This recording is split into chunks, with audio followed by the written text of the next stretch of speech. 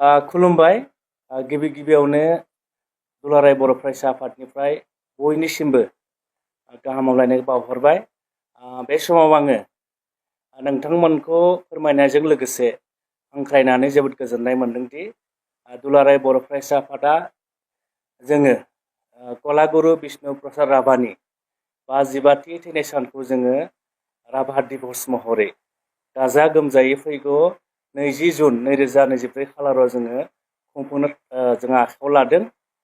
जोंनि जिफोर जिल्ला आफादफोर दङ, जोंनि जायफोर दखरा आफादफोर दङ, जोंनि जायफोर दालाय आफादफोर दङ, गासैबो जोङो खुंगोन, गाजा गोमजायै खुंगोन। आरो दुलाराय बर' फरायसा आफादा बे खनसेयाव जोङो चिरां जिल्ला दुलाराय बर' फरायसा आफादजों जथायै जों लोगो नांनानै चिरां जिल्ला दुलाराय बर' फरायसा आफादनि मावख' काजलगावआव जोङो सानसेनि हाबाफारि लानानै जोङो गाजा गोमजायै खुंनो नागिरदों। आरो बे हाबाफारियाव गाहाय आलासि महरै दुलाराय बर' फरायसा आफादनि हांख्रायनाय बायदियै बाहागो लागोन गुवाहाटी मुलुगसोलोंसालिनि प्रफेसर अनिल कुमार बर' बिथां सारा। आरोबाव जोङो बे हाबाफारिखौ बांसिन मेहेरगोनां खालामनो थाखाय, बांसिन ओंथि गोनां खालामनो थाखाय जोङो आसामनि गुबुन गुबुन माहारिनि जायफोर सुबुंफ्रा सुबुं समाजाव गोबाव सम बिथांमोना गावनि रोंगौथिजों समाज फोसाबनाय, थुनलाइ बिथिङाव, हारिमु बिथिङाव आरो गुबुन गुबुन बिथिङाव बिथांमोना बिहोमा होलांबाय। बेबायदि जोङो बिष्णु राभा सानजों लोब्बा लाखिनानै जोङो सा 15 गुबुन गुबुन हारिनि गेदेमा सुबुंमोनखौ जोङो मान बावनाय जागोन। आरो बे मान बावनाय हाबाफारियाव जोङो जाय गेदेमा बिथांमोनखौ जों मान बावनो नागिरदों, आं बेखौ नोंथांमोननि मिन्थिनायनि थाखाय आं बिथांमोननि मुंखौ मख'नो नागिरदों। जोङो मान बावगोन पान्डब राभा। पान्डब राभा सारा मोनसे समाव अल आसाम ट्राइबेल संघनि इनचार्ज प्रेसिडेन्टमोन आरो बिथाङा सासे गागि समाज फोसाबगिरि। बिथांखौ जों बावनाय जागोन। आरो बिनि उनाव जोङो कालीचरण अधिकारी, जाय गागि समाज सिबियारि, बिथांखौबो जों बावनाय जागोन। आरो जोङो बावगोन रजित चन्द्र रय। बिथाङा कुच राजबंशी सन्मिलननि मोनसे समनि बारग' आफादगिरि आरो बिथाङा सिडली खासिकत्रा गोजौसिन गेजेरारि फरायसालिनि बारग' गोरायुं। बिथांखौबो जोङो बे हाबाफारिनि गेजेरजों मान बावगोन। आरो जों बावबोगोन बर' हारिनि सासे आगोमा थुनलाइगिरि, सासे अलंबार जनिल कुमार ब्रह्म। बिथाङा साहित्य एकाडेमि बान्थाखौ बिथाङा मोननो हादोंमोन।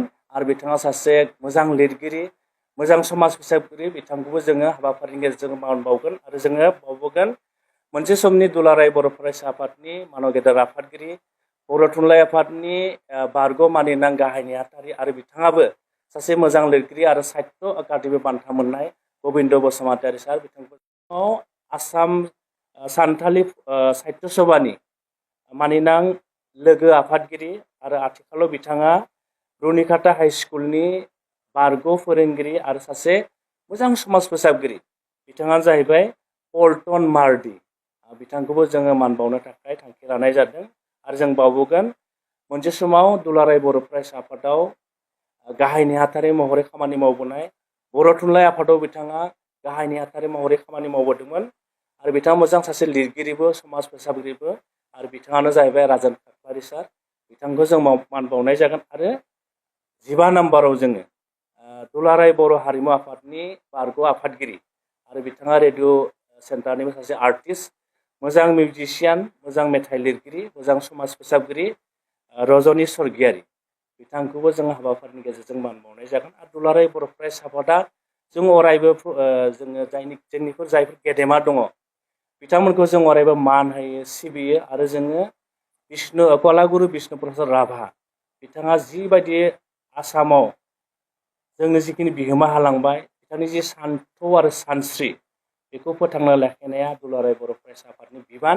आरो ओंखायनो जोङो राभा दिबस फालिनायनि गेजेरजोंनो आसामाव रायजो जानाय गुबुन गुबुन हारि माहारिनि गेजेराव जोङो गोजोन खौसेथि आरो अरायबो अनलायनाय, जों बेखौ हास्थायनानै दुलाराय बर' फरायसा आफादा जोङो राभा दिबसखौ फालिनायनि गेजेरजोंनो जोंनि जा 15 जोंनि गेदेमा दैदेनगिरिफोर दङ, जाय बिथांमोना गावनि रोंगौथिजों गुबुन गुबुन बिथिङाव जोंनो माखासे अबदान होबाय, बिथांमोनखौबो जोङो बे जारिमिनारि हाबाफारिनि गेजेरजों जोङो मान बावनो जों थांखि लादों। आरो जोंनि जिल्ला आफाद, दखरा आफाद आरो जोंनि दालाय आफादफोरा बे हाबाफारिखौ मावफुंनायनि गेजेरजों जोङो बिफां गायनाय हाबाफारि लादों, जोङो साखोन सिखोन खालामनायबो हाबाफारि लादों आरो गुबुन गुबुन उन्दै उन्दै गथ'फोरखौ लानानै जोङो सावगारि एरनाय, खन्थाइ आवरायनाय, खन्थाइ लिरनाय बेफोरबायदि हाबाफारिखौ जोङो लानो थाखाय जोङो थांखि लादों। ओंखायनो आङो दिनै नोंथांमोनखौ बयखौबो दुलाराय बर' फरायसा आफादनि कलागुरु बिष्णु प्रसाद राभानि 55थि